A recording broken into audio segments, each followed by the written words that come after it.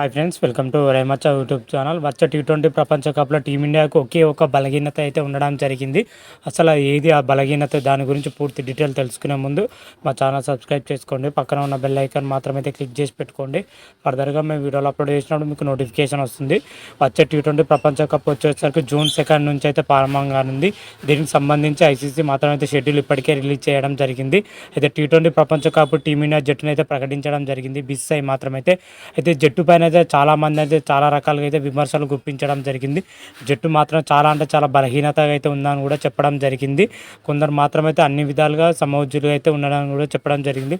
ఓవరాల్గా అయితే mixed talk అయితే నడుస్తుంది. అయితే టీ20 ప్రపంచ కప్ 2024 ముందు అయితే టీమిండియాకు అతిపెద్ద బలహీనత అయితే ఉండడం జరిగింది. జట్టులో చూసుకుంటే బ్యాటింగ్ బలం అయితే చాలా అంటే చాలా బాగుందని చెప్పుకోవచ్చు.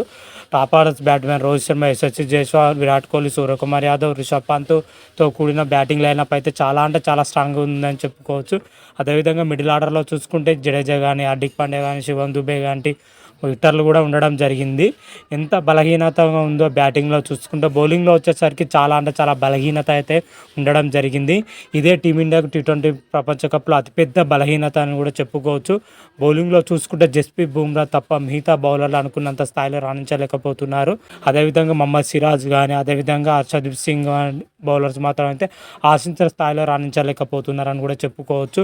ఇదే టీమిండియాకు అతిపెద్ద బలహీనత అని చెప్పుకోవచ్చు. రీసెంట్గానే ఐపీఎల్ 2024లో మన బౌలర్లు ఆడడం జరిగింది. ముఖ్యంగా జస్ప్రీత్ బుమ్రా మాత్రం అయితే సూపర్గా రాణించడం జరిగింది. మొత్తం 13 మ్యాచ్లు ఆడిన జస్ప్రీత్ బుమ్రా 20 వికెట్లు తీయడం జరిగింది. ఎకనామిక్ వచ్చేసరికి 6.48 తోని జస్ప్రీత్ బుమ్రా మాత్రం అయితే సత్తా చాటాడని కూడా చెప్పుకోవచ్చు. ముఖ్యంగా పవర్ ప్లేలో కానీ, డెత్ ఓవర్లో కానీ జస్ప్రీత్ బుమ్రా మాత్రం అయితే సూపర్ సక్సెస్ అయ్యాడని కూడా చెప్పుకోవచ్చు ఐపీఎల్ 2024లో.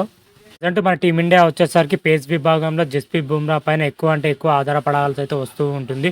అతను తోడుగా వచ్చేసరికి మహమ్మద్ సిరాజ్ ఐపీఎల్ 2024లో ఆశించిన స్థాయిలో రాణించలేకపోయాడని చెప్పుకోవచ్చు. మొత్తం పూర్తిగా విఫలం అవ్వడం జరిగింది ఐపీఎల్ 2024లో వచ్చేసరికి మన మహమ్మద్ సిరాజ్ మాత్రమైతే. ఐపీఎల్ 2024లో మహమ్మద్ సిరాజ్ వచ్చేసరికి మొత్తం 14 మ్యాచ్లు ఆడడం జరిగింది. ఈ 14 మ్యాచ్ల్లో మన మహమ్మద్ సిరాజ్ వచ్చేసరికి కేవలం 15 వికెట్లే తీయడం జరిగింది. పూర్తిగా నిరాశపరచడం జరిగింది. ఫస్ట్ హాఫ్ ఐపీఎల్లో మాత్రం అయితే పూర్తిగా తెలిపోవడం జరిగింది. సెకండ్ హాఫ్ ఐపీఎల్లో మంచి పర్ఫార్మెన్స్ అయితే చేయడం జరిగింది. మరి ప్రజెంట్ మహమ్మద్ సిరాజ్ పర్ఫార్మెన్స్ మాత్రం అయితే సూపర్గా ఉందని కూడా చెప్పుకోవచ్చు. ఇది టీమిండియా కొంచెం కలిసి వచ్చే అంశం అని కూడా చెప్పుకోవచ్చు. కాకపోతే అంతర్జాతీయ టీ20లో చూసుకుంటే మన మహమ్మద్ సిరాజ్ వచ్చేసరికి టోటల్గా 10 మ్యాచ్లు ఆడడం జరిగింది. 10 మ్యాచ్లో కేవలం 12 వికెట్లు ఉండడం జరిగింది మహమ్మద్ సిరాజ్కు. మరి టీ20 ప్రపంచ కప్లో ఎలా ఆడతారైతే చూడాలి. అదేవిధంగా Harshdeep Singh present bowling performance అయితే బాగానే ఉంది. కాకపోతే రన్స్ ఎక్కువగా ఇవ్వడం జరుగుతుంది. ఐపీఎల్ 2024లో మొత్తం 14 మ్యాచ్లు ఆడిన హర్షదీప్ సింగ్ 19 వికెట్లు తీయడం జరిగింది. వికెట్లు తీయడంలో సూపర్ సక్సెస్ అయ్యాడు హర్షదీప్ సింగ్ మాత్రమైతే. కానీ పరుగులు తగ్గించడంలో మాత్రమైతే పూర్తిగా విఫలమయ్యాడని చెప్పుకోవచ్చు. ప్రతి ఓవర్ కూడా 10కి పైగా రన్ రేట్ ఇవ్వడం జరిగింది మన హర్షదీప్ సింగ్ మాత్రమైతే. అదేవిధంగా డెత్ ఓవర్లో అయితే చాలా పరుగులు ఇవ్వడం కూడా జరుగుతుంది మన ఐపీఎల్ 2024లో చూసుకుంటే. వికెట్లు తీయడంలో ఎంత సక్సెస్ అవుతుందో పరుగులు తగ్గించడంలో పూర్తిగా విఫలమవుతుంది మన హర్షదీప్ సింగ్. అది ఒక్కటి మాత్రమైతే అధిగమిస్తే మాత్రమైతే హర్షదీప్ సింగ్ బౌలింగ్లో మాత్రమైతే సూపర్గా అవుతాడు. మరి ఐపీఎల్ 2024లో ఎలా రాణిస్తాడో, ఏ విధంగా రాణిస్తాడో అయితే చూడాలి.